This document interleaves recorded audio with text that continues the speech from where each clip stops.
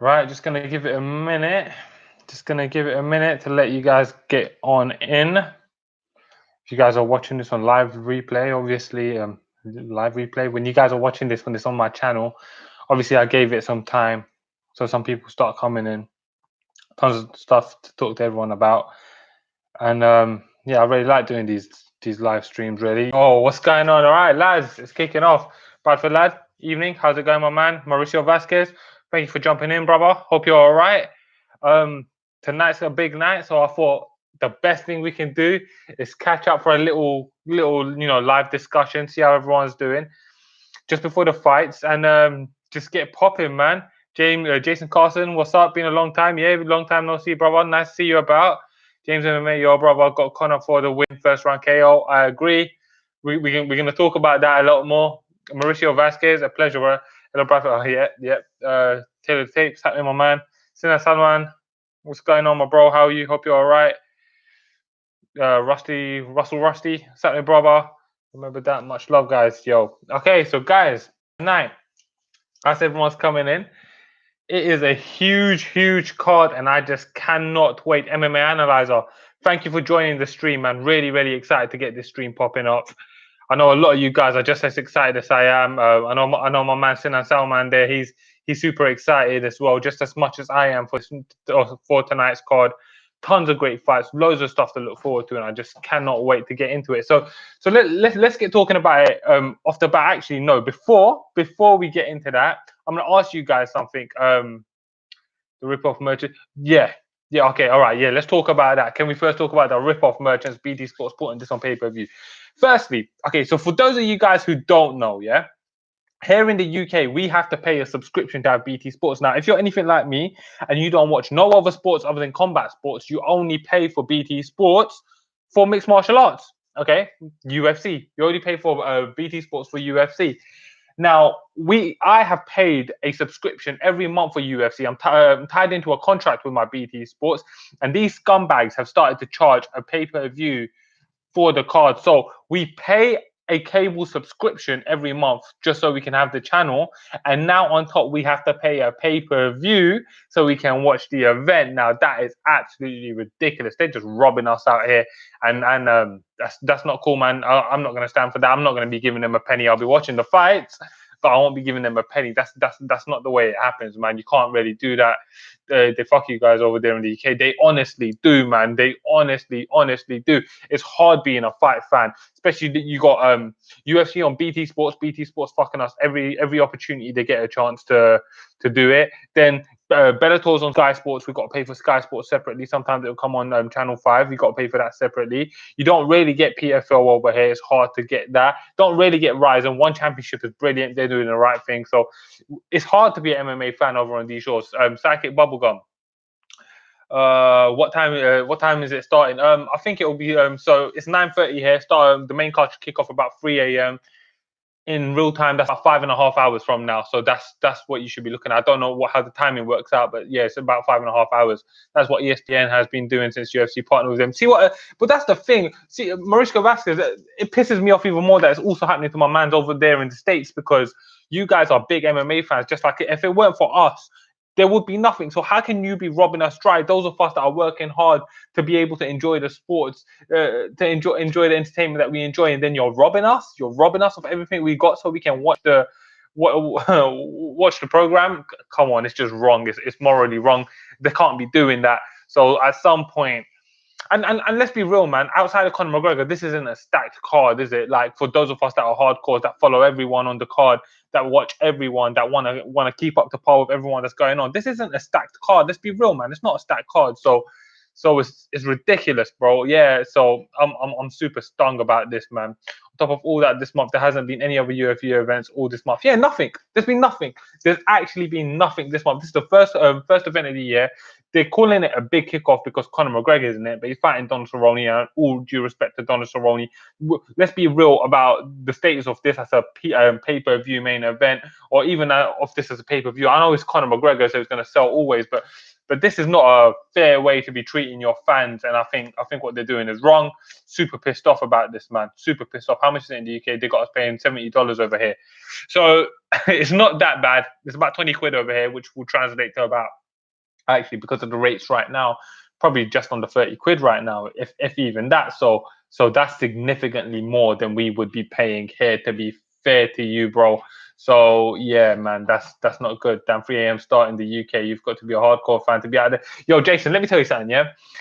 Those of us that are in the UK that are hardcore fans, we stay up till 7 a.m. Now, if you're like me, I work a Monday to Friday job. I've got a standard Monday to Friday 9 to 5 job, and then on Saturdays I have another job, just an extra shift I pick up for some extra cash. Now, what that means is on Saturdays I wake up at 5 a.m. and I don't go sleep until 7 a.m. on Sunday. So on Saturdays, on fight nights, and it's cool. I love it. I'm cool with it. But just to show my dedication, I stay up for all of about 28 hours or something like that. The maths off the top of my head, I'm sure I got something wrong there, but it's ridiculous, man.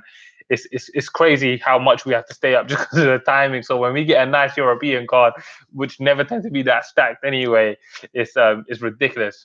But for that, this is why One Championship gets way more viewers than the UFC, despite having a lower caliber of fight. Yeah, this is true. One Championship is such an inclusive product. They're respectful, and they make it available for free. I think they understand that to make money or to grow their platform, they can't be trying to rob every single penny out of us to grow. Guys, by the way, I'm a bit behind in the chat. That's because I'm trying to answer everything properly. But yeah, man, that's what it's about. That's why I think promotions like Affliction failed, because Affliction was greedy. That's why I felt like Golden Boy Promotions was destined to fail, because they were greedy. They were greedy off the bat. One Championship has not been greedy to its international fans, and that's built up some rapport with us. I mean, for me, I love that shit, so I'm going to be watching it regardless. But for you guys as well, it's got to be a consideration, man. It's that's the way it is. That's the thing is that before we used to have to pay pay-per-view, and now we got to pay to be able to pay for pay-per-view. You know, oh shit, yeah. So yeah, so it's the same thing that's going on with us, then, man. That's wrong, and it seems like you guys pay-per-views is significantly more as well. I've always felt like the North American fans, or the fans internationally, are treated so poorly. The amount of money you guys have to pay, like $100 for Conor McGregor versus Floyd Mayweather, if I remember right. I think for us, I can't even remember what it was. I think it was like 20 quid or something, which at the time with the rates would have been about maybe $40, maybe $35, something like that. MMA Analyzer, same here, man. BT is such a joke watching the fight from good old Twitter tonight. Of course, I want to support UFC, but they don't need all this money. Yeah, man, no, it's wrong. It's wrong. Yeah, like yourself, I want to be able to support the fighters so that my money can go into their pocket and then they can eat well. Whatever impact that has, I'm sure it impacts it in some way and makes everyone a little bit more comfortable. But just trying to rinse every single penny out of us at every avenue, it's wrong, man. They can't be doing this, man. 5 hours from now would be 9:30 p.m. in Eastern United States. Yeah, so if that's how it works out, I think that's roughly it. But roughly, I think call it 5.5 hours really, because it's about 9:36 over here. So I'm guessing that, yeah, about around 3 a.m. UK time. So yeah, Donald then win with a game plan. Whether he has one, I don't know. Yeah, Donald can win with a game plan. If he comes out there, tries to. The problem for Donald Cerrone in this fight is going to be the early exchanges, and we're going to talk about that a lot more. But it's going to be the early exchanges. Historically, he's been a slow starter. Historically, Conor McGregor has been a fast starter. Those are the problems that Donald Cerrone is coming into this fight facing. How does he deal with that? How does he jump on it? How does he handle that? It's very, very interesting. Now, Donald's had 51 professional fights in mixed martial arts, and he's had about 30 professional fights in K1. Donald Cerrone is a veteran in the fight game, and he's also grappled as well. So Donald Cerrone is a much more intelligent fight analyst than I could ever hope to be. He'll forget more in a day than I'll ever know. But the point is, if he can come in with a smart game plan and understand the dangers that Conor McGregor proposes, along with the opportunity he has to win at 36 years old on a 2-fight losing streak, he won't be able to build up this momentum ever again in his career. If he's to get this win, he really has to be smart about this. Jason Carson, this is really a setup like a boxing card, few decent fights in the undercard, but nothing major than a big headliner, just like boxing. Yeah. This is a boxing card for all intensive purposes.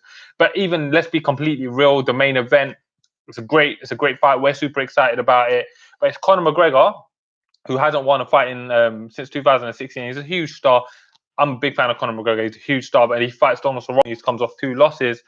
At least with boxing cards, they'll put on a world championship fight, or there'll be some significance or something there, or maybe even if the main event is not a world championship fight. So, for example, if you've got Conor McGregor versus Floyd Mayweather in the co-main event, Gervonta Tank Davis was defending the world title. Now that wasn't a super huge fight, but I appreciated that they put something out there for the fans who wanted something a bit more pure. So, but yeah, this is generally all round. If we're being realistic and honest about this isn't the best card that UFC has put on. We've got to be real. Man, you're committed. Good luck, brother. I'll be sending you tons of coffee to her. Thank you, man. I appreciate that. Yeah, I stay up for all of this, man. Me and my boy Case, he's a bit busy these days, but back in the days, what we used to do is stay up all night watching the fights. Now I'm doing it alone. My little brother's off to uni as well, so I ain't even got him to watch it with me. So nowadays it's just me watching it, and it's why I love doing this, because I tend to get loads of messages from you guys saying, "Yo, bro, did you see that?" And I love it, man. So I couldn't be more grateful to you guys.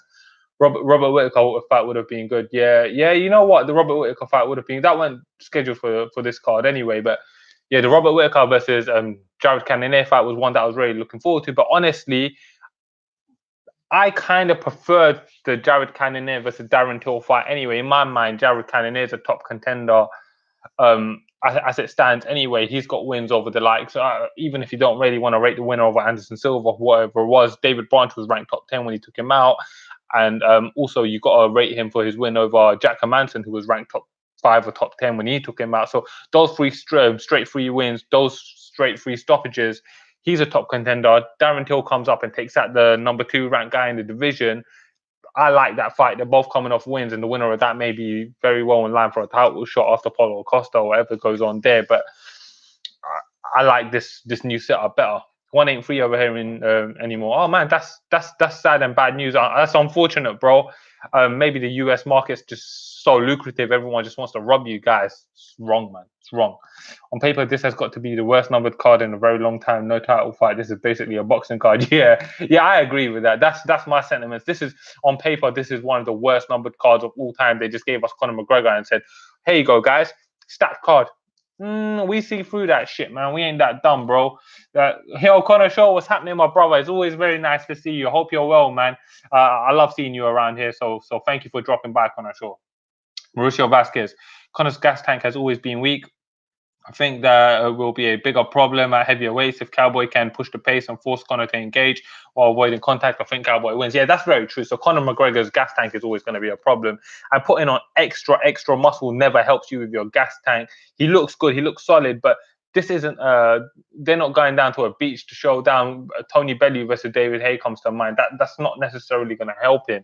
He's obviously going to be strong, and it's going to be interesting to see how he carries that muscle and he carries that weight, and how he deals with it or reacts with that extra muscle and extra weight that he's carrying. But I agree with you. If Cowboy Cerrone can avoid the early exchanges, every time Conor McGregor comes close, he needs to act like his name's Anthony Joshua. He needs to be on his toes, moving around. Every time Conor comes close, he needs to clinch him and go for takedowns, make Conor push him off, and then when he's off, he needs to start moving around, bouncing around, angles, movements, getting out of the way all the time again. That's what he needs to be doing if he wants to get the win here early. If he gets into them early exchanges, he's going to have bad time, man. He's going to have a bad time.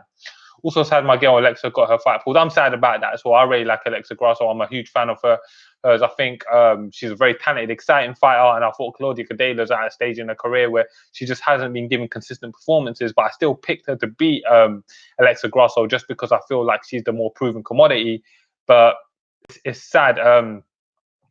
Yeah, I'm gutted about that as well. Taylor Tape, Eric, my brother, she never made the fight because she never made weight. She missed the weight by 5.5 pounds, and she's announced she's going up in weight. Bradford Lad had you covered there anyway. But yeah, that's poor news, man. Gutted to hear that. Let's see what's going on. Darren Till will school Jared, I believe. Yeah, I think Darren Till will school Jared as well. That's a perfect stylistic matchup. And if he beats Jared and beats Kelvin Gastelum, 2 top 5 guys in a row, you got to believe he's in line for a title shot. I hope not. So I hope he takes another. I hope from this point on, if he can beat Jared Cannonier and then maybe get another win, fight Robert Whittaker, just acclimate himself to the weight class a bit more, get some momentum going, then he can go into a title fight. And I'm quite honestly quite biased. I love Darren Till. I've been a huge fan of Darren Till, but still, when I look at his fights or try to critically break it down, I try to call it down the middle, and I'm objective about what I see. So yeah, Rusty Shackleford. Rusty, firstly, thank you for jumping on. I appreciate you, my brother. Hope you enjoy the content, and if you're new here, remember to hit that subscribe button. I don't think Connor has I don't think Cowboy has a gas tank like Nate did at 170. He ain't gonna gas Connor and rest pressure Connor first round KO. Yeah, I think it's gonna be a Connor first round KO as well. But I do think that Cowboy Cerrone has proven himself to be a long distance fighter. I think when you look at his fights, particularly his fight with likes of Matt Brown, where he had a really tough, grueling fight with a veteran of the welterweight division, a guy who shines in them stand-up, brawly kind of exchanges, and he had a tough fight, finished him in the third round. I thought he showed us a lot to be excited about. What fight other than the main event are you most excited about? So for tonight, MMA Analyzer, I guess I'm looking forward to Anthony Pettis versus Carlos Diego Ferreira. Now I'm picking Carlos Diego Ferreira to beat Anthony Pettis, and that's a very exciting proposition for me. So Anthony Pettis, to me, he's been so inconsistent over the last couple of years.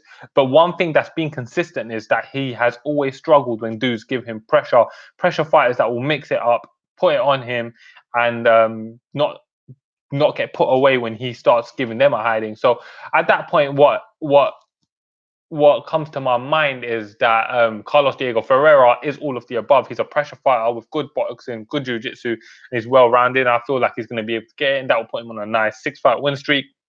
But I'm a huge Anthony Pettis fan anyway. He's a very exciting fighter.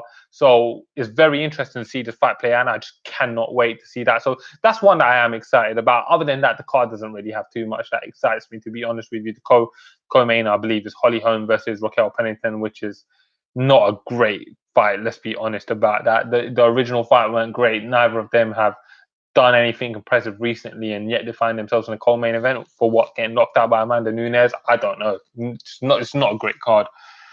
Okay, Rusty Shackleford, I see you, Dale. It's got to be Sadiq versus Fili. That's a great fight actually. So yeah. So Yusuf Sadiq versus Andre Touchy-Fili. That's a great fight. That's going to be a war. I'm very, very high on Yusuf Sadiq. I think he's a very talented, strong dude. He seems like a very naturally very strong dude as well. And I think that's going to be one advantage that he enjoys over Andre Fili. I think in the clinches he's going to be stronger than him. We're going to see a difference when they clinch up, and that's going to be very, very interesting to me. But let's see how that plays out. That's a really exciting fight. Yeah, good shout there, Bradford lad. I'm hiding from the government nowadays. Don't blow my cover. All right, let's not blow his cover, guys. Let's not blow his cover. I think going to be a fun fight. I also like Dobo versus Haqparast. A lot of power from both, and both always bring it. Haqparast's a really interesting prospect. You know, I really like watching that dude fight. I think he's very talented, and I really like his stand up. It's also nice to see another European fighter come on the scene. But I wish I would see a European fighter come on the scene that had great wrestling and great grappling. Those were his traits. I suppose you can kind of claim some of the guys there, but yeah, I think I like Haqparast. That's a good one. Connor's timing on punches will be key to everything. If he can time Cerrone coming in when he pressures him, I see a KO. Yeah, I agree. To be honest with you, especially early, Connor's time is normally on point. Cowboy is normally a slow starter off the bell, and I think Conor McGregor is going to be able to exploit that and be able to land some devastating shots. It's going to be interesting to see how that plays out. But I really, really root for Cowboy to come in with a game performance to see how he can do. But I like Conor McGregor anyway. The fight game's a lot more fun for Conor McGregor around. Tonight's fight, honestly, in a lot of ways, I'm indifferent to who wins. My MMA fan mind says Conor McGregor should win just because that creates more interesting fights. To George Masvidal fight, Khabib rematch, potentially Tony Ferguson, and if he can shake things up. And I know a lot of guys think that Tony Ferguson is going to shake things up, but there's a lot to be said for a Conor McGregor win. Although I love Donald Cerrone and I wouldn't mind seeing him get some momentum going again. It's not nice to see him getting knocked out or stopped twice in a row. Justin Gaethje is an animal. So yeah. Let's see where am I? I think Haqparast will bring a grapple heavy game plan into the cage. Interesting. That's an interesting one. I think I would like to see that. Drew Dober can be dangerous on the feet, but it'll be very interesting to see his game plan coming into this fight. Mauricio Vasquez. Anybody else excited for Pettis with Ferreira? I think Ferreira will definitely make himself a more known name after the fight, depending on which Anthony Pettis shows. Oh shit, yeah, we on par on that one. We exactly thinking the same thing right there. That's proper interesting. That Pettis is a better's nightmare fighter. I know. Pettis is an absolute better's nightmare because betters will always be going against Pettis when, and then he'll come and perform, or then he'll be the favorite and then he'll underperform. Yeah, you're absolutely spot on with that. Pettis is a difficult fighter for betters. Although I'm betting against him, so let's see. So an interview where Johnny Walker said he was going up to heavyweight and is now training at TriStar. I think he could beat anyone heavyweight apart from Ngannou, and maybe if he is going up to heavyweight. Wow, that is a very interesting proposition. I like that, I like that because if you consider the fact that he's 6'6" and as dynamic and explosive as he is, then we really got an interesting fighter at heavyweight on our hands there, especially if he goes to train with TriStar. That is incredible, man. So Johnny Walker, I really like Johnny Walker, and I was gutted when I saw Corey Anderson beat him, but that's the fight game. It's why we love the fight game, right? Him at heavyweight, that's an interesting thought. I agree with you. I think he beats a lot of guys at heavyweight. I actually think his chin does better at heavyweight. And honestly, everyone gets knocked out at heavyweight anyway, but I think his chin will be better at heavyweight. And I think at heavyweight, he's going to be just generally a better, more dynamic fighter, and it's an easier route to a title fight. That's a big bit of news right there. I'm going to have to look into that. The thing about this main event is possibilities are endless. Either of them can win, but the variables are too many. That's the thing with certain fights. There's so many invariables. There is so many invariables.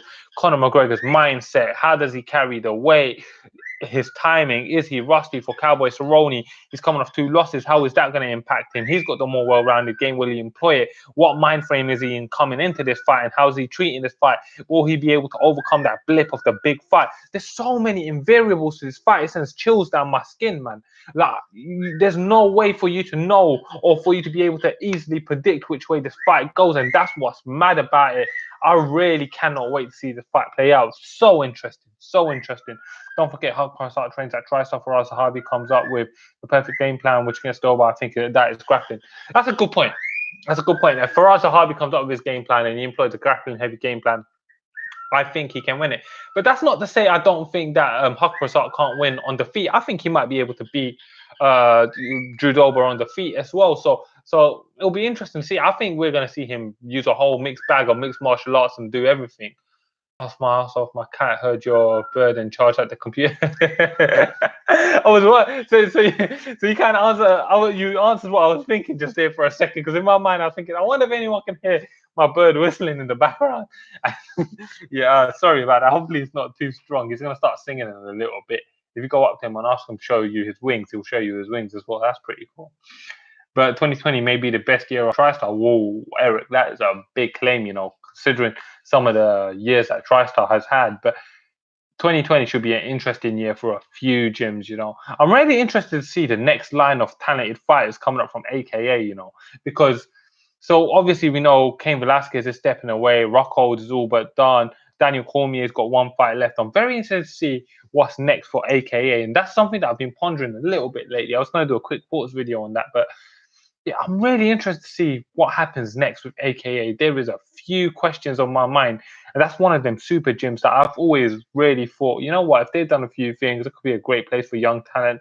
I'm really interested. I remember AKA the days of, John Fitch and Josh Koscheck, and them both being top contenders at welterweight, but not being willing to fight each other. So I really look forward to seeing the next cream of the crop rise up from AKA. It's going to be interesting, yeah. Derek Devers, welcome to the stream. Hope you enjoyed the content. If you're new to the channel, remember to hit that sub button. Conor by KO in the second. I think Cowboy's leg is hurt. Yeah, I saw him limping in the embedded video, and I thought to myself, oh, I hope that is not serious. I hope that doesn't impact him long term. I'll be really gutted if it does, man. I really hope that he played it off and he said he just kicked the pad wrong, which happens. I've kicked the pad wrong before. Once I've kicked the pad and caught the dude holding its elbow, my bad, not his. And you do limp, but you shake it off though. It's normally a few hours, maybe even a day or so. So it'll be very interesting. But I hope he's all right, man. I hope we see Cowboy at full potential, because I really don't want to see a mash-up Cowboy get in there. Because I guarantee you for a fact, if Cowboy's foot was broken, he was turning up to fight Conor McGregor. The dude that he is and the payday that he's getting, he's turning up to fight Conor McGregor no matter what happens. So I really hope he's all right, man. Not not saying Prasad won't win on defeat, but when TriStar fighter comes up against a good striker, they tend to have a wrestle heavy game plan. The first example that comes to mind is Rory versus Lima. Yeah, that's true. That's a good example as well. I don't disagree with you. I wouldn't be surprised to see a grappling heavy game plan, and you're very logical as to the reasons why you think that would happen. So that wouldn't surprise me, bro. Yeah, that was a big limp. It was a big limp. It was a very, very big limp.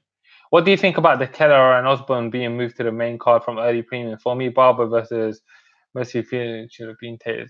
Okay, yeah, all right. So that's an interesting one. So I think a lot of that has to do with the fact that the prelims are, as I understand, over in the US, they're going to be shown on ESPN, right? So if you are to take the most appealing fights from the prelims off from the prelims and put them onto the main card, then that loses viewership numbers for the ESPN, right? So on pay-per-view nights, you got to look at it in business terms. You got to look at it as two separate transactions that's going on. So there's the pay-per-view transaction that's going on, which they want to blow up anyway. In a card like tonight, they're relying on the main event solely by the seams of things to get the pay-per-view buys. I think anyone that's going to buy that pay-per-view isn't going to make their decision based on Andre Feely and Sadiq Yusuf or not. So alongside that, running in parallel to that, you also have the business of the ratings that they're getting for the free prelims, for the free prelims, right? So they want to be able to maximize the views for that, so they can leverage their numbers when they're talking to ESPN in the future. Now, what that means is that if they're to move guys like Andre Feely and Sadiq Yusuf or Macy Barber off that and put them on the main card, well, the main card's not really going to benefit from them. But some of us, well, those of us that are here will tune in anyway. But there's people out there that might say, well, actually, shit, I'll tune in for that, and then maybe I won't pay for the pay-per-view, or shit, maybe I'll tune in for that, and then we'll see what's next. So I actually think it makes sense from a business standpoint. I think the pay-per-view could have looked a little bit better if they'd done certain moves, but I think from a business standpoint, it's almost a correct decision to make, because you got to see it that they've got two products running on one night. And not that they're competing with each other, but they need to complement each other, and that's what they need to do, I guess. So I suppose in that sense, the Brian Kelleher fight's just a filler on the pay-per-view. But anyway, sorry, I went on a rant about that, but that's just my opinions on that. That was more than a bad kick limp. I have also kicked pads awkwardly, but it's something that usually goes away after a good night's sleep. Yeah, I agree with you. Yeah, it was looking a lot worse than just a bad kick. I completely agree with that. I'm just hoping that's what Cowboy was saying. So I'm just trying to hope that he's definitely playing it down. Like, that's, I think, one thing we can all agree. So let's see how he fights. But well, I think we're all rooting that he's in good fighting shape for tonight. You think Macy's going to win? Yeah, I think Macy Barber's going to win. She's a 10-1 underdog coming into this fight. She's young, talented, hungry. She's got loads of scope to grow. She's fighting a fighter who, in my opinion, no disrespect to her, but she's probably towards the tail end of her career, lost tons of fights previously. This is a good matchup for Macy Barber. Gets a good win over a respected vet, a known vet, so it's going to be interesting. Hype for the Bellator card next week. One of the best cards they've done in a long time. Better than tonight's UFC card, I think. The feature prelim get way more views than main card, so they won't want people watching prospects like Macy. And yeah. So on your second point, Bradford, lad, we're exactly in agreement. And definitely, I am so hyped for next week's Bellator card. Julia Budd versus Cyborg is an absolutely outstanding main event. And I actually recorded my breakdown for that today. That'll be edited and up, courtesy of my editor, on Monday. So hopefully you guys get the time to check that one out. I'm really looking forward to seeing. That's a great fight. Probably one of the best women's featherweight fights of all time. If you consider the biggest women's featherweight fights of all time, you've got Cyborg versus probably Amanda Nunes, Cyborg versus Holly Holm, Cyborg versus Gina Carano. Those are probably the biggest fights that jump to mind. Cyborg versus Marlos Conan, probably the first one. Maybe even the second one was a big fight. This is a big fight. Julia Budd is a legitimate 145-pound fighter. She's been 145-pound fighter for a long time. She's got a world championship. She's defending it against Cyborg. What has Cyborg got left? So many questions going into that. That's an excellent main event. Excellent card. Cannot wait. Cannot wait. Eagle in Flight. I'm here for it. Eagle in Flight. What's going on? Welcome to the stream, Eagle in Flight. That's a cool name. That's a cool name, Eagle in Flight. Where are you in flight to? That's my question.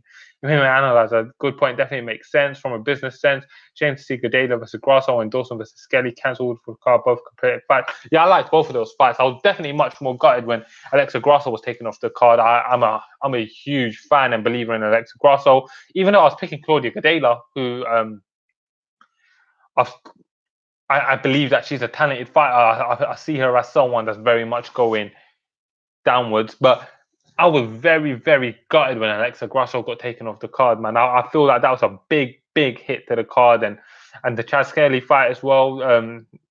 That's another one. I'll be honest. That's as much as that sucks. To me, the biggest hit was Alexa Grasso, and yeah, it sucks, man. Sadiq Youssef needs more exposure. That dude is nuts. Also, Paige Van Zandt did a hell of a good job ducking Macy, huh? So yeah, Sadiq Youssef definitely needs more exposure. He's got a tough fight ahead of him tonight. He's fighting a really tough, durable, experienced veteran who's been in the ring with some of the best fighters in the world, and he's done well against some of the best fighters in the world. So this is a guy who, in my opinion, unofficially could even be on a 5-fight win streak because he might have beaten Michael Johnson. And if I remember correctly, I scored it for Michael Johnson at the time. I haven't seen the fight since it happened, though, so I might be completely wrong on that. But yeah, that's a good fight. Sadiq Yusuf's gonna get hopefully he gets the attention that he deserves. I like him. I'm picking him to win the fight. He's my bet to win that one. And hell of a job that Paige Van Zandt did ducking Macy, huh? Yeah, well, it's that may be true. She may have ducked her, but I also think for Paige Van Zandt, I'm not convinced that she still even wants to do this anymore, man. I really, really think that she's just not as motivated as she used to be once upon a time to be able to carry on and just fight it out. It's just interesting. You know what I mean? I'm really interested to see when she comes back and see what kind of mind frame she's in. Donald was too experienced to leak his injury on Embedded. He would surely just tell them not to film him walking if he was injured. This is mind games from him, I think. That's a good point. I wonder if he's allowed to do that. I'm sure he can. I'm sure he can tell them, look, guys, just don't record me. But that's a good point. I wonder what's the backstory behind that. See, there's so many questions, even in variables surrounding that I even didn't even mention when I was talking about my rant on invariables earlier. That's a very interesting point. CJ33 Pool 2.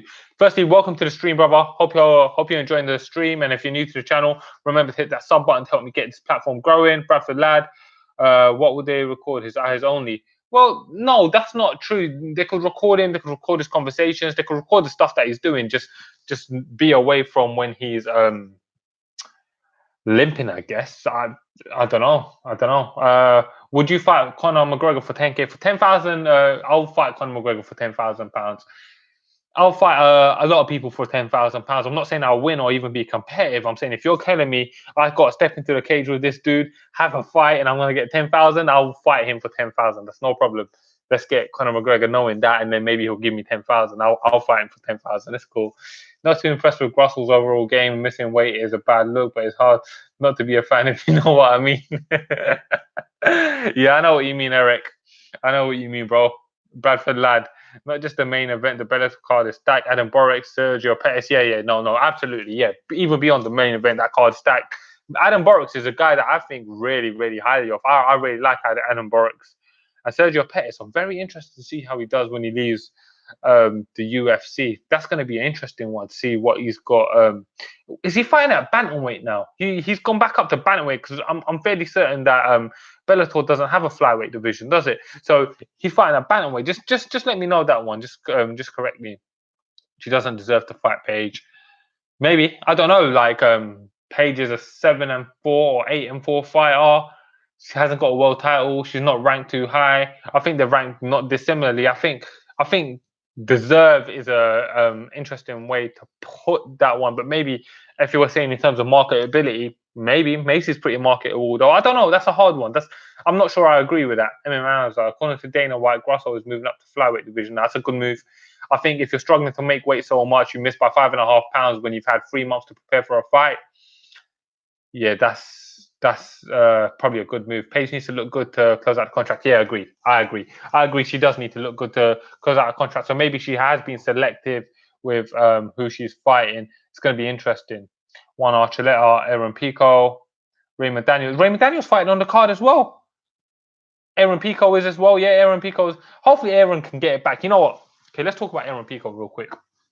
Just quickly, I'm gonna give my little 2 bits on Aaron Pico.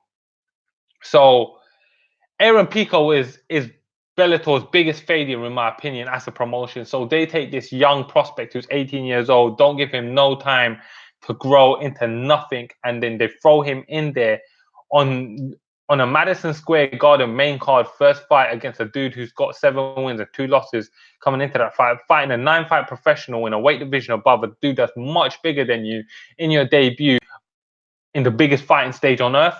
That is ridiculous. I just can't believe it. It really bothers me that that's what happened. You know what? And then get some wins together, get stopped by Henry Corrales, no problem. Okay, that was correct. He lost to Henry Corrales after a good win streak. Okay, let's accept that was correct. There was no reason why he should be matched up with Adam Borix in his next fight. A dude that's 12-0, been sparking everyone, is an animal. Why would you match up 2 prospects against each other anyway? So I'm really rooting for Aaron Pico to be able to pull it together and get together, and for Bellator to start doing the right thing and start trying to build him. He's still young enough that he can be built up correctly. I'm not saying he should be spending 17, 18 fights can crushing. Look, it doesn't have to be MVP or Aaron Pico. There can be a fine line in between. There's just got to be some sort of a consistency in how you build up prospects. That was really, really poorly done, in my opinion, man. I've been subscribed, man, but I understand. My apologies, man. You guys, I'm out here hustling. I just, my apologies for that, bro. I appreciate you a lot. Rocio Vasquez. Rohan, will you do a review after the card? I don't know if I've ever seen you do something like that. So I don't normally do reviews after the card, normally because I tried earlier in my YouTube when I came to YouTube, and they always bombed. But it's not about the views. It's not about anything. If you guys want to see that, I'm more than happy to provide you guys with a review. It won't be perfectly edited or nothing like that, because my edit won't have time, and I can try to edit it myself. But I'll get something up. I'll give you guys my thoughts on the card after the fight, after the fact. If that's what you guys want to see, I'm more than happy to do it. So yeah, I'll get that on. I've never seen a flyweight Bellator fight. Yeah, I've never seen a flyweight Bellator fight as well. But I thought for Serge, they might have thrown something in. But thank you, Bradford Lab, for confirming that for me. Matching up Pico up against Corrales and Borix was a fucking joke. Yeah, it's ridiculous, man. It is ridiculous. It's hard, I just want to see the dude be fighting a fair level of competition, man. Like, even the fights that he won. So when he was 3 wins and 1 loss, he's fighting a former LFA world champion, a 2-time Bellator world championship contender in Leonardo. What's his name? Leonardo. That's not Leonardo. So what's his name? I forget his name, but you guys know who I'm talking about, and he won that fight, right? But it's irrelevant whether he won that fight or not, because what was the matchmaker thinking? I really, really want to see what the matchmaker was thinking, putting some of them fights together. It was just absolutely embarrassing, the poor management. And then you look at it and take the vast contrast, the stark difference of the way they've matched up MVP for his career. The way they've matched up MVP for his career, it is Leonardo Higo. Yeah, thank you, bro. Yeah, that's it. It just pisses me off, man. That they done Aaron Pico dirty, and I really hope that kid's smart enough to start turning down fights that he shouldn't be taking now. Really, I've been thinking about starting managing fighters, to be honest with you guys.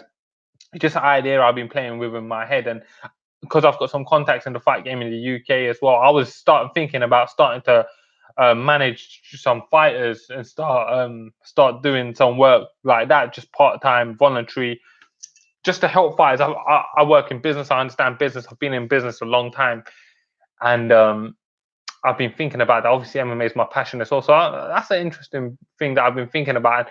A fighter like Aaron Pico, if I was to be managing him at this stage, you could still build him up to get to world championship caliber. You just got to give the dude a chance to grow, man. Throw in a couple of bum fights and boxing for him to get his groove going again, get them hands throwing. It's just wrong what's happened. I'm very interested to see how it's done now. But yeah, it's just mad. Robert Christian, what's going on, bro? Welcome to the stream. Nice to see you about. What's happening? I hope you're doing all right. Looking forward to the card as much as we are. Bradford lad, yeah, bro, you could even just do a raw video on your thoughts after the card. No need for. Okay, perfect. Yeah, I'm more than happy to do that. Raw video. You'll get a raw video of my thoughts on the card, all of the card. I'll let you guys know what I thought about all of it. Well, I'll focus my thoughts mainly on the McGregor versus Don Cerrone fight. But yeah, fighters need management. There are so many guys who take stupid fights, get screwed by major companies because nobody's telling them better. Yeah, man. And fighting is a rough and cold game, brother. So these guys, they work hard. You have to be a pro fighter, right? So at the gym I used to train at, there were so many guys that were such amazing, talented fighters. It was Team Underground. So talented, brilliant fighters. Some of the best fighters that I had thought I had seen. And when I used to see them on the pad, that was brilliant. When I used to see them sparring and grappling and rolling, they were brilliant. But they had to quit their jobs. These were people with families, so they would fit their work around their training schedule. Training schedule was 6 days a week, 4 hours a day, which meant they couldn't be doing a proper job. So to feed their kids, they were just doing odd jobs here and there to be making money. And then you get one go at it, because if you go out there and start losing, and you still never account to nothing, you got to be careful with your opportunities, man, because the fight game is a cold, unforgiving one. If you think about all the great fighters that made it, guys like Joe Calzaghe, Lennox Lewis, so I'm talking boxing terms, just because there's a bit more history and precedent for it. So guys like Joe Calzaghe, Lennox Lewis, these guys, they've always said they don't want their children in these games no more. They don't want their children fighting no more, just because they feel like it's a cold, lonely game, and it's a cold, bitter game, man. Like, it's really, really difficult. So these fighters, they got to be careful about the the fights they take. I get all this bravado, like, I'll fight anyone, I don't give a shit. But that's not a realistic way to think about managing your career. The trajectory of your career is going to be so much more downwards if you don't do it properly. I think that's it's really, really poor, man. But Conor McGregor, one of the brilliant things about Conor McGregor is he took time to come up in the European scene before he came to the UFC. So he was already comfortable and established in his talent. So he already had 14 professional fights, which is quite a lot in MMA terms. He had won 2 titles in Cage Warriors, main evented, talked a whole heap of shit, had this audience, had this following, shine in the spotlight. Conor McGregor had already established himself before he moved over to the UFC. And then even when he moved over to the UFC, he didn't debut fighting a contender. He debuted fighting Marcus Brimage, who, yes, he was 3-0 in the UFC at the time, but that was the smart way to do it, and he came up the correct way. So I really wish more fighters will come up the correct way, and you'll see more superstars. If Bellator really wants to become a challenger to the UFC, what they need is homegrown super talent, and they were sitting on a gold mine with Aaron Pico, a talented, young, good-looking kid who can wrestle and box, had finishing power, and was exciting. Then they matched him up wrong. Even if you got him through a gradual level of competition to like 10-0, and then matched him up with a high and put him in a you would have done great views, man. But it was really, really poor. Gutting. I think the problem is that most managers are out for their own gains. I'm not concerned about the bigger picture for the fighters. Yeah, exactly. That's which is why if I was to do anything like that, I would consider it on a completely voluntary basis at first. But a lot of these managers, they're just money hungry, man. They're just money hungry, and that's the problem with the fight game. That's what ruined boxing in a lot of ways. And I still love boxing, but what happened with boxing is all the corruption that filtered through from management to training to boxing boards to the commissions, the same commissions that govern us, by the way.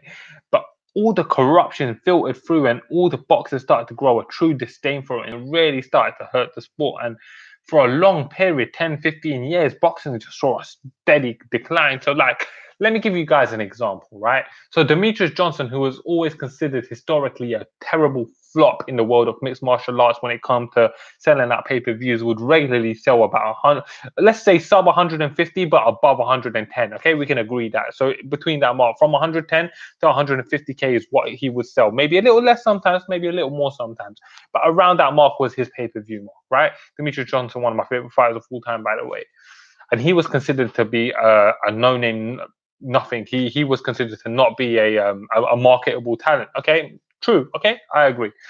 And then you take my man in boxing, Terence Crawford, who's considered to be a star, and prior to fighting Amir Khan, his last pay-per-view done about 100,000 buys, and he's considered a star. That's how poor or how badly boxing has declined in comparison to the growth of mixed martial arts. It's insanity, man. Like, that's because the fans are tired of not getting the fights we want to see. Okay, one.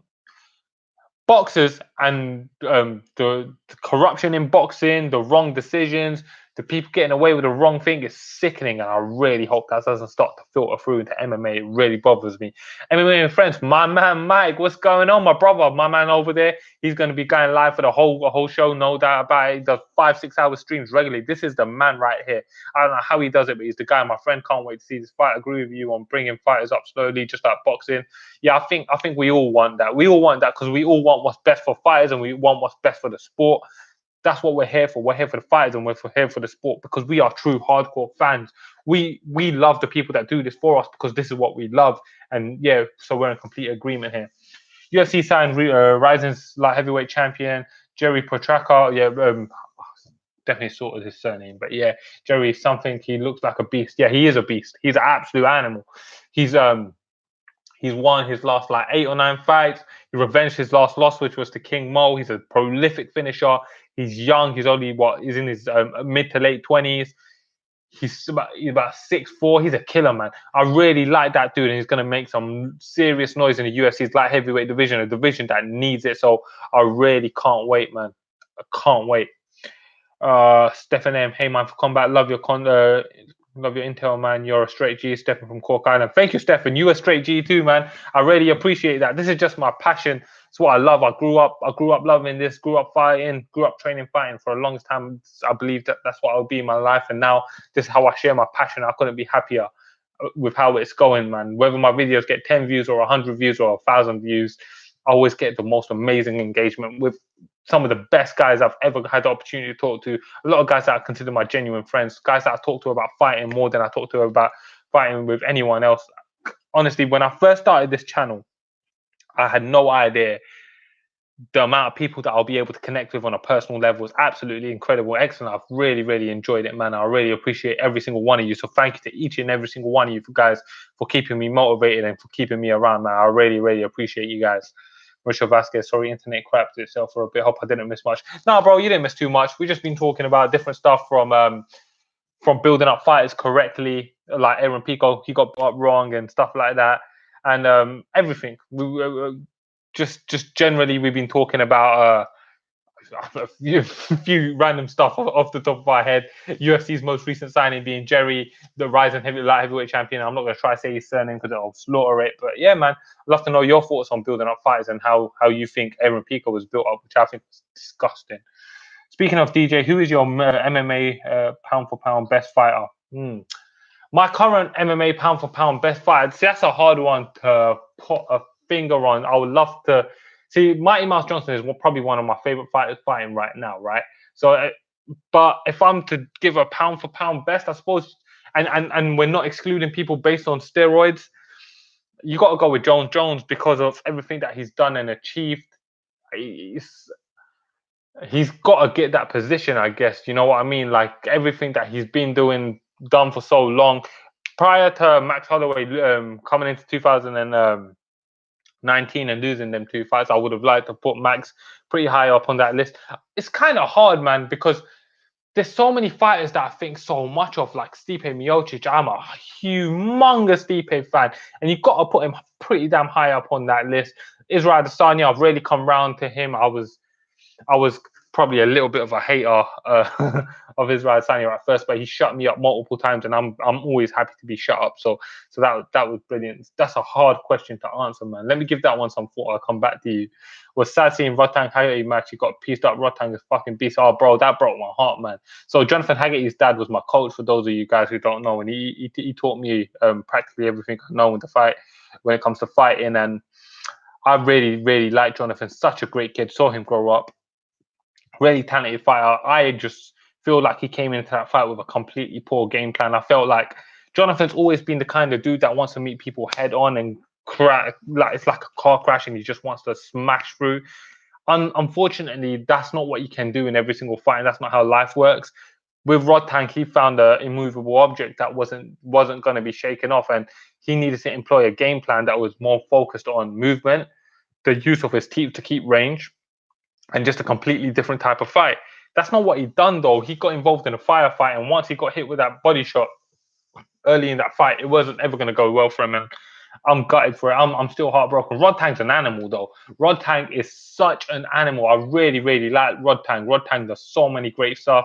He's had over 300 professional fights. This is how incredible one championship is. This is a young 22-year-old fighter who's had over 300 professional fights, because that's the culture in Thailand. And only now is he getting the respect and recognition that he deserves, because One Championship has created a true platform, an international platform for Muay Thai to shine on. I'm a huge fan of Rod Tang as well. So yeah, man. What's sad to see for me as well. Oh yeah, dude, Peter got the shaft. Peter got the shaft. Yeah, man, bad. Stefan M, you the homie, man. Keep going with your passion. I can see you on TV someday with your analysis. I would love that, man. If one day I can move away from my Monday to Friday job and I could do this full time, I would love that. But I'm still not even monetized, man. I need to get my viewing time up. These are the kind of things that help me with my view time, I guess. But I would love that, to be able to park up what I do, my full time job, and just to be able to do this, man. I'm currently like an enterprise risk analyst. It's pretty damn boring, man. Loads of text, loads of Excel sheets, loads of Word documents, loads of meetings. That's not my passion. I ain't got passion for that. That's just how I pay my bills. If I could do this full time in any vicinity, and I was making enough to support me, support my wife, support my family, my mom, and be able to live a good life, oh man, that's the dream. But I'm chasing it. We'll see what happens. Either way, I'm enjoying the process, man. No pressure on this process. I'm enjoying it, taking it as it comes, and I'm going to start pushing the channel a lot more. I've been really, really busy with financial year end coming up, because I work in financial services. I've been so busy up to my eyeballs with work. So hopefully, as financial year end ticks over, I'm going to start pushing the channel a lot more, man. I've got lofty goals for the year. I'm hoping by the close of 2020 to launch an actual dedicated iTunes podcast as well for you guys. Maybe an hour podcast, maybe a fortnight or something like that, just talking about fights or some of the stuff that's been going on, if you guys are interested in that. And that's one of the things I'm thinking about. So yeah, there's stuff that I'm working on and thinking about with this channel. So it's brilliant. But thank you for the compliment. That honestly means a lot to me, my man. Do you think UFC will start doing the mixed MMA, boxing, etc. like ones? Only asking because it's just for boxing. So I really hope not. I don't think that's necessary, because I have a feeling that if we do, we wouldn't get the best of both worlds from the UFC. We'll get the worst. So maybe you'll get one good MMA fight, one good boxing fight. Other than that, you'll get a card full of boxing prospects fighting jobbers, and maybe not very highly rated MMA fighters fighting each other. Although I think it's a possibility, especially with Zuffa Boxing launching. I want to see the launch of Zuffa Boxing, though. I think there's a market for Zuffa Boxing. I know a lot of people don't really like Dana White for whatever reason, but I actually rate Dana White as a as a promoter for everything that he's been able to do and everything that he's been able to achieve. And I really, really hope that he's able to bring some life and flair into boxing. I'll be really, really excited to see that. Clay Guida is the pound for pound best fighter ever. Well, Clay Guida was once one of the most exciting fighters ever, so that completely changed. But yeah, if you're talking about pound for pound, you got to put. If we're talking ever, okay, ever it's got it's GSP for me. Okay, yeah, just so we're clear, I've actually done a video on this. But if I'm talking my best ever, my top 5 best fighters ever, Randy Couture is at number 5. GSP is at number 1. Number 2 is Demetrius Johnson. Number 3 is, oh man, I forgot. It's probably like Daniel Cormier. There's so many great fighters there, man. Like I've done a video on this, so I can link it up in my community section if you guys want me to link it up for you guys, just in case you guys want to see it. But yeah, man, GSP is definitely my number 1 fighter of all time. Definitely.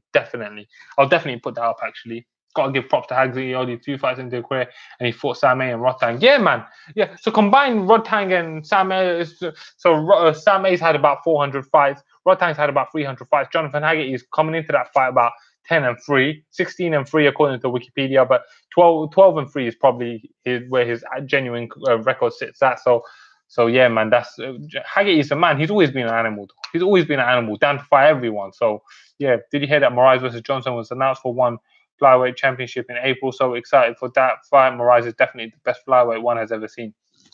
That is an incredible fight. I just cannot wait for that fight. So everyone was thinking that Demetrius Johnson was going to go over there and just dominate. But what people don't understand is that whilst above 155 and above, okay, one championship may not have the best fighters. Okay, they may not. Okay, let's accept they do. But what they though what they fail to recognize is that when it goes to below 155, so when we're talking 45, 35, 25, 15, 105, one championship is the place to be. These are talented fighters. The Asian fighters generally tend to be much smaller as a demographic. And those are the most stacked divisions. And they've signed with one championship. Demetrius Johnson hasn't had an easy ride over in one championship. So don't let's not write off Adriano Moraes. Adriano Moraes is a very talented fighter. I'm going to do an in-depth breakdown of that fight. But Mighty Mouse Johnson, to Bradford Ladd's point, has had a hard time over there in one championship. He has been walking over no one, has he? So yeah, that's going to be an interesting one. I can't wait for April, man. Really cannot wait. Raw MMA News in the house. This is the man. If you guys haven't already, then definitely check him out. He's the man. He's done some great videos. Always getting content out there. Always getting content out there. He's a true believer in the sport. True believer in what the sport can do. So love to Raw MMA News, man. Definitely, one has the best smaller weight classes. It is the place to be if you're small. Yeah, I agree, man. And the respect that you get in the Asian market, despite your size, it's a beautiful thing. I hate that. I hate the thought process that anything below a certain weight class is a good MMA. I can't believe that attitude, behavior, whatever it is. Some sort of weird mentality where fighters are threatened by smaller fighters, and I just don't get it. Don't understand it. Will never understand it. It pisses me off. One championship has tons of talent, and actually, if I had the opportunity to work for one, I would love to work for one as well. These are huge promotions, man. Over in the European shores, we got some great promotions as well, like Cage Warriors, for example. Understand why people disregard smaller. I don't care it either, man. Like, to me, I don't care how big another man is. If you are so threatened by someone's size that you feel like you can't respect his capabilities because he's small, then there's something wrong with you. You're probably a little bitch. Like, honestly, you're probably a little bitch that's just threatened by other men. I don't get it. So what if he's smaller? Who cares? Watch the fight. Why is that relevant? Who cares? Oh well, he's smaller than you. I don't give a shit, man. Like, I've spoken to some people that are fans of boxing, and they'll say, yeah, don't really watch anything outside heavyweight. You ain't a fan of boxing, man. You ain't a fan of boxing. If you don't watch anything outside of heavyweight, you is not a fan of boxing at all. You got no love for boxing, so forget that. Okay, that's not how it works. You're not a fan of boxing, but only one. No. And I kind of hold that same standard to MMA fans. If you're a fan of MMA, then you're a fan of MMA. But you get so many guys that are fans of MMA, only watch UFC. They only watch UFC. They don't even know what Bellator is. Don't watch one championship. So many guys in my office, yeah, I'm a huge MMA fan. Oh, cool, man. You're going to be watching Cyborg and Julia Butt? No. Who's that? Oh, yeah. What do you think about the Douglas Lima fight? No. Who's that? Douglas Lima? Who's that? Go fuck yourself, man. You ain't MMA fan. Don't bullshit me. You're a Conor McGregor watcher, and it pisses me off, man. I understand people wanting finishes and not liking those who don't finish, but Mighty Mouse finishes more fights, submission, KO, flat. Exactly. Mighty Mouse is a prolific finisher, and he got some of the most creative submissions I've ever seen, and one of the most brutal knockouts I've ever seen against Joseph Benavidez. So yeah, Mighty Mouse Johnson, people just need to be giving him the respect that he deserves. He's such a killer, man. He was an animal, and he still is. And I cannot wait for him versus Adriano Moraes. I might even take that day off work just to watch that fight. I cannot wait to Mighty Mouse Johnson versus Adriano Moraes. What a great fight that's going to be. So much stuff to look forward to this year, man, especially over in one championship in UFC.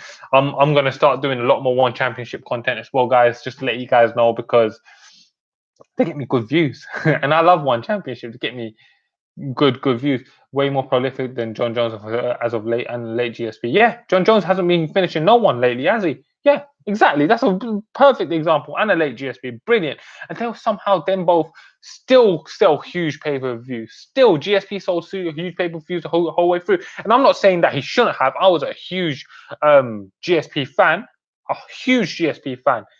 But to disregard Mighty Mouse because he's small and say that he doesn't get finishes is just a flat out lie. You're probably a little bitch.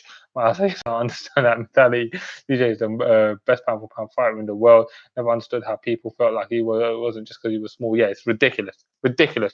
Just because he's small, people just disrespected him. The level of disrespect that Mighty Mouse Johnson dealt with throughout his career just made me sick, man.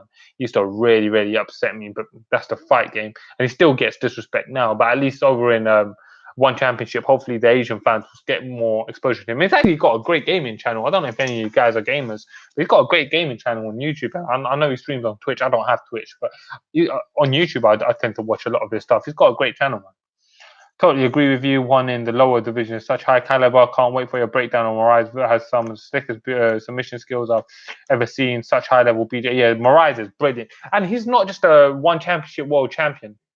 He's a multiple time one championship world champion. Mighty Mouse will still fuck up half these guys that talk shit. But I will take it higher than that. 90% of the guys that talk shit about Mighty Mouse are getting fucked up. Unless you are a fighter of some caliber much bigger than him, you getting fucked up by Mighty Mouse, man. Straight up. Oh man, it's funny. And really well-rounded fighter should make a competitive, fast-paced fight. For me, big fight in terms of flyweight grindness, one could really have a statement with their talent. Yeah, and in my opinion, one is making statements with everything that they're doing, the level of talent they got. I love one championship, man. So much talent on that roster. How do you think the featherweight division will play out this year? That's a good question. That's a very, very good question. So Max Holloway versus Andre Arlovski. Max Holloway, you know, Andre Arlovski. Max Holloway versus Alexander Volkanovski rematch should be an interesting one. How that fight played out, definitely the right man got the win. I know Max Holloway was a bit pissed about that, but it really, really is interesting to see how that rematch will play out. I have to go with Alexander Volkanovski. Would probably get that win there. Then a fight with Zabit versus Yair Rodriguez should hopefully play out for a number one contenders fight. Korean Zombies in the mix, but in my opinion, now this might be a bit outlandish, but I feel like we may be seeing Zabit winning a title by the end of the year. Just because I feel like he's going to get a good stylistic matchup before a title fight. If he's matched up with Yair Rodriguez, I think that's a great stylistic matchup for him. And then if he goes in to fight Volkanovski, the size difference is so vast between him and Volkanovski. It is huge. So, yeah, that should be interesting, man. I think I have a feeling Zabit might have the belt by the end of the year. I don't know, though. That's a very, very tough division to call because it's so competitive all round. It's difficult. Jonathan Pastrana, what's going on, brother? Welcome to the stream. Keep going, brother. Love us always. Likewise, love sent in your direction too. T levels in smaller. There we go. I'd say 100% anyone disregards Mighty Mouse wouldn't have had any combat training. Absolutely, completely agree. Asila, some chilies, birthday cakes, and boxing gloves. Thank you for that, brother. I appreciate those chilies, cakes, and boxing gloves. Send me some more. Taylor the tape. What do you think Jose Aldo getting the title shot at 135? I don't like it. I don't like it. He should have had to win a fight. I know. In my opinion, he probably should have won the fight against Marlon Moraes. He didn't win the fight against Marlon Moraes. He didn't get the decision. I get it. Sometimes you got to do the right thing. But even if he had gotten the decision, what does that put him on a one-fight win streak when there's guys in the division like Aljamain Sterling and Peter Yan who have earned the title shot and just name value? Henry Cejudo gets to defend his belt against him. I don't like it one bit, man. I love Jose Aldo. I would rather see Jose Aldo have to take another fight or something, maybe even a rematch from Marlon Moraes. They can handle their business very, very interesting. Bradford Life and Volkanovski has put the whole division on notice. Max is insanely talented, but Volkanovski showed he can be. He has a great mind for combat. See what I did there? Yeah, I see what you did there, brother. I see what you did there. No, man, Zabit's cardio won't hold up against Volkanovski. It only just held up for 3 rounds against Cater, and Cater was cracking him at the end of the fight. That's true. Yeah, that's a good point. Yeah, that is very, very true. Zabit's cardio is very, very, very, very suspect. Despite what Chelson would have you believe, that was a 3-round fight. Now, that being a 3-round fight and him to gas at the end of a 3-round fight, I like to believe it's because in his mind he didn't prep for it. Maybe he just cut so much weight to get down to the featherweight division that it just hurts him. And I don't know that is the truth or that's the fact of the matter, but I just like to hope that is the case and that's the reason why it's like that. But it's not nice, man. But yeah, Volkanovski in the later rounds will be a nightmare for him. I just feel like Zabit is so long compared to Volkanovski. What's Volkanovski? 5'5"? And Zabit is 6'1". That's like 7 inches, something like that. 8 inches in height. Reach is going to be ridiculous as well. He also gassed against Stevens. Yeah, that's a good point. His cardio is suspect. I think, yeah, you're making me reevaluate my pick now. But to be honest, I'll break down that fight properly if and when it happens. But I think that Zabit would be able to use his range early, keep it at distance. He's so much longer than him, and he's such a good tactical striker. He's got great wrestling as well. The problem is his cardio, and he would start to get caught. And Volkanovski is dangerous. So that is a tough fight. That's a tough one to call. I think I got to break that one down properly. But yeah, I think we'll definitely have some more back and forths on that one, Bradford lad. Aldo's my favorite, all-time favorite, but I agree hasn't done anything to merit a title shot. Yeah, we're in complete agreement here, man. Complete agreement here. Also, Zabit doesn't have any real power. I see Volkanovski walking him down and KOing him. Yeah, he doesn't have power either. He doesn't have punching power. Yeah, that's true. But I don't know that. I think he does have a very good chin, though. He has a very good chin. He's got good movement. So I think it's not so easy to walk down someone that cuts angles all the time. And I think, but as the fight wears on, maybe he won't be able to cut them angles no more, and he starts getting caught. So that's what this channel's all about. Anyway, you guys are making me see otherwise as well. You're educating me right now, Bradford lad. Appreciate it. Taylor Tape, Zabit versus Jair is the fight to make 100%.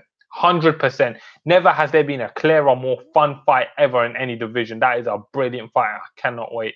Volkanovski is so physically strong as well. Can't see anyone effectively wrestling him. Yeah, I don't think he'll be able to wrestle Volkanovski, but I think his wrestling will help him to keep it standing up. It'll be very interesting to see that one. So he puts so much energy into everything he does, hence why he gasses so quickly. Yeah, that's a good point. But he's got to learn to be more efficient with his energy, as Connor would say. That's not good enough. That's not good enough. So, I don't know. You guys got me thinking now, man. I think actually Volkanovski, like you're saying, Bradford lad, around 4 to 5 KO wouldn't surprise me. Actually, now that I'm thinking about it, it wouldn't surprise me. I've got to watch some more of their fights. I've got to see it. Zabit is also oversized at featherweight. I would like to see him at lightweight, though, to be honest. Yeah, I think so. I think he looks so sucked out at featherweight. But I wonder what he's ever done at lightweight in his career outside of the UFC. I need to Google some more of his fights. I was watching some of his fights earlier, but I can't remember what weight there was at. But yeah. Anyways, guys, it's over an hour. I'm going to take some time, chill out, relax just before the fight start. Maybe grab a bite to eat or something and get prepped for the night ahead. I'm going to put a link to the video on my top 5 that I've done a long time back on my community channel if you guys want to check it out, because you guys asked me that question. So my top 5 ever, so you guys can check that out. Ethiopian Phenomenon. What's going on, brother? Welcome to the stream. I was just about to lock off the stream and end the night. But if you're new to the channel, definitely check out the stream afterwards. Subscribe to the channel to help me grow my platform and all that jazz. And guys, as I was saying, I'm going to put up the link for that video for you guys to check it out if you guys want to check it out.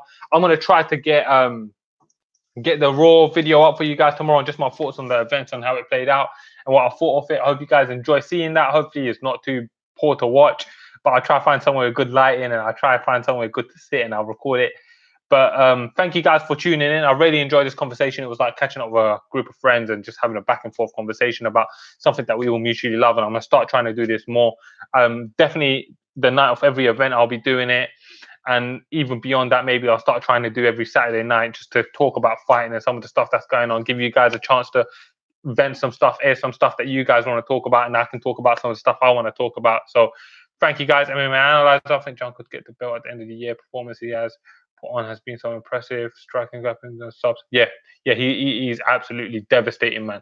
I really like Chan Sung Jung, and he's got real scope for doing some great stuff in this year. But before I get caught in that again, I'm starving. I need some food. Thank you guys for tuning in. Thank you so much.